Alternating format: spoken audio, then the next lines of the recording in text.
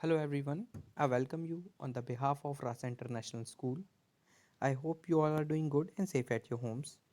Today in this video, we are going to discuss about chapter number 6 of class 4th, which is teeth and digestion.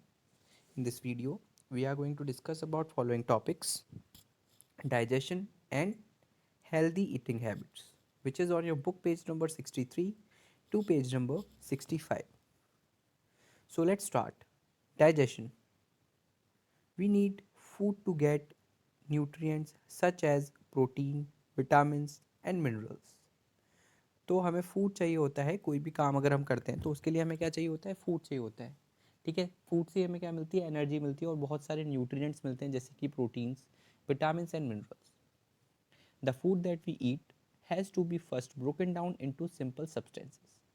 जो भी हम खाना खाते हैं वो उसी फॉर्म में डाइजेस्ट नहीं होता, तो खाने को क्या करना पड़ता है, ब्रोक डाउन करना पड़ता है, मतलब उसको ब्रेक करना पड़ता है simple substances. The process by which food is broke down into simple substances is called digestion. और ऐसी प्रोसेस जिसमें फूड को सिंपल सब्सटेंसेस में तोड़ती है बॉडी, सिंपल सब्सटेंसेस में चेंज करती है बॉडी, उस प्रोसेस को हम कहते हैं digestion.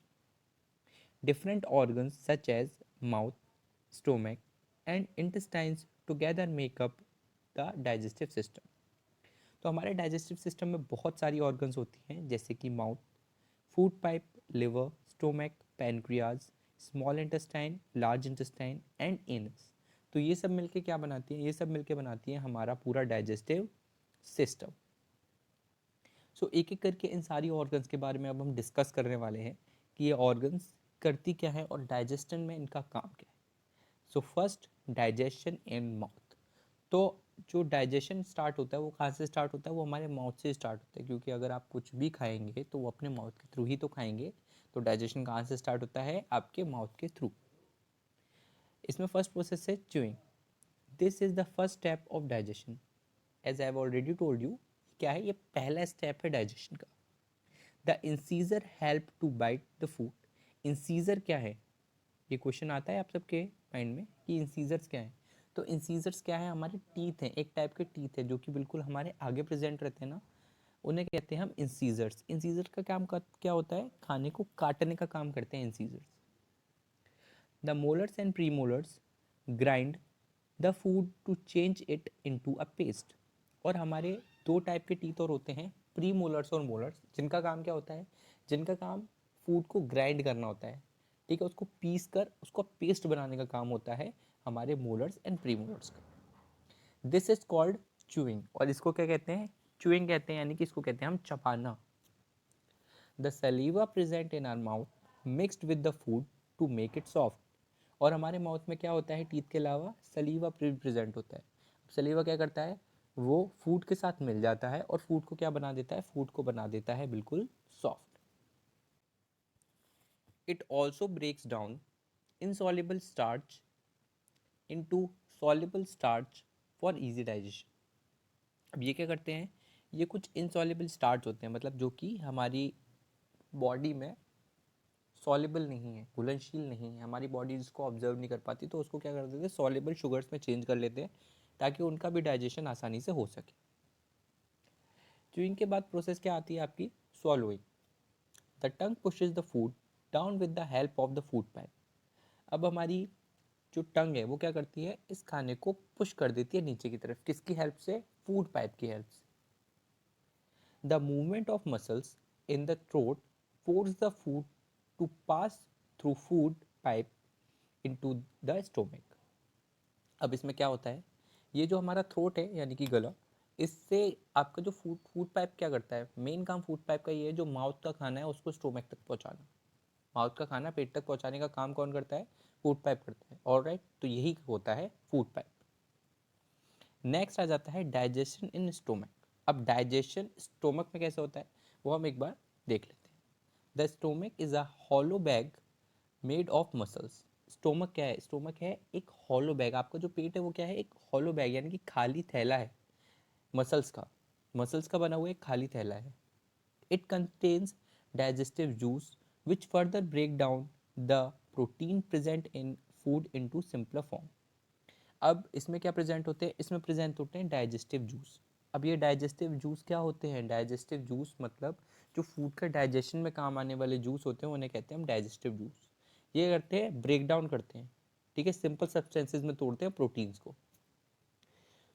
Food remains in the stomach for about 4 hours, और हमारे स्टोमक में, हमारे पेट में कितनी देर खाना रहता है, लगभग 4 आवर्स, 4 घंटे तक खाना रहता है। The juice in the stomach also kill the harmful bacteria. और कभी कभी ऐसा होता है जब हम खाना खाते हैं तो कुछ हार्मफुल बैक्टीरिया भी उस खाने के साथ एंटर कर जाते हैं हमारी बॉडी में, तो उसको किल करने का काम, उसको मारने का काम कौन करता है, स्टोमक में प्रेजेंट जो जूस होता है, डाइजेस्टिव जूस, उसी का ये काम होता है। नेक्स्ट अब हम देख लेते हैं digestion in the small intestine, कि अब स्मॉल इंटेस्टाइन में डाइजेशन कैसे होता है। From the stomach food goes into a long coiled tube called the small intestine. अब स्टोमक से खाना कहाँ पहुँचता है, एक कॉइल्ड शेप, ठीक है, एक ट्यूब में पहुँचता है जिसे हम कहते हैं small intestine.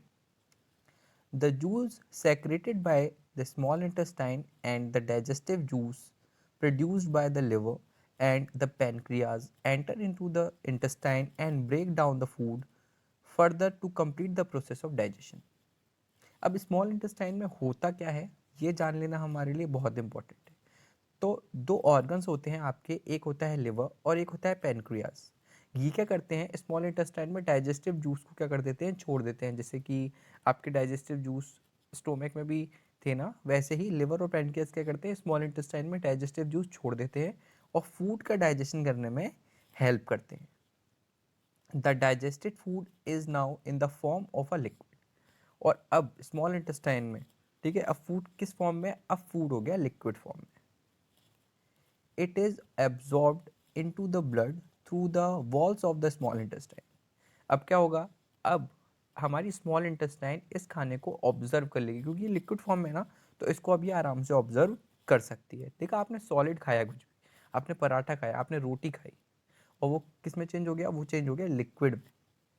The food then carries the essential nutrients to other part of the body. और ये जो ब्लड है वो क्या करता है, ये इस फूड को जितनी भी बॉडी है ना उसमें पूरे में सर्कुलेट कर देता है, जहाँ भी ज़रूरत होती है, जितना भी एसेंशियल न्यूट्रिएंट्स हैं उस सबको पूरी बॉडी में फैला देता है। अब नेक्स्ट अब आ जाते हैं digestion in the large intestine. Large intestine में डाइजेशन कैसे होता है। Some components of food such as fibres can not be digested by our body. कभी कभी क्या होता है, अगर हम फाइबर्स खा लेते हैं, फाइबर या रफेज जो भी हम खा लेते हैं, तो वो हमारी बॉडी डाइजेस्ट नहीं कर पाती। देन द क्वेश्चन इज कि उनका होता क्या है। This undigested food is pass through the large intestine. और इस अनडाइजेस्टेड फूड कहाँ से पास होता है, फिर लार्ज इंटेस्टाइन से पास होता है। The blood vessels in the walls of the large intestine absorb water from the undigested food. अब इसमें क्या होता है, यहाँ की जो ब्लड वेसल्स होती हैं, जो भी लार्ज इंटेस्टाइन की ब्लड वेसल्स होती हैं, वो भी अनडाइजेस्टेड फूड से जितना भी वाटर होती है वो ऑब्जर्व कर लेती हैं। इनका काम क्या होता है, इनका काम होता है जो भी अनडाइजेस्टेड फूड है उससे वाटर को अब्जॉर्व करना। The remaining semi solid waste is excrete through the anus. और जो भी अनडाइजेस्टेड फूड होता है, जो भी सेमी सॉलिड फूड होता है हमारी बॉडी का, उसको हम क्या कर देते हैं, अपनी बॉडी से बाहर निकाल देते हैं थ्रू एनस। ऑलराइट, तो ऐसे डाइजेशन कंप्लीट होता है।